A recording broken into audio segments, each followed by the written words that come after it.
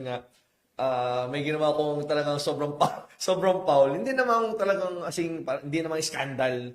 Kumaga, foul lang as a school School regulations. school regulation. Yun nga. And then, yun nga, may nagsumbong, may nakakita na ginawa ko. Hindi ko naman maganda ginawa ko, pero hindi naman talagang paki-scandal yun na sinumbong gano'n, bla bla bla.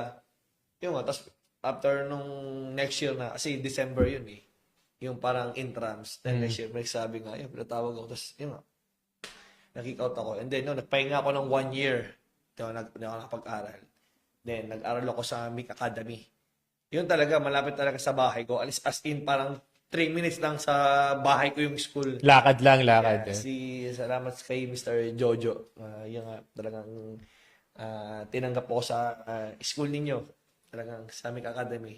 Isa rin yun yung sa naging stepping stone ko. Parang lalo na mag-involve yung game ko.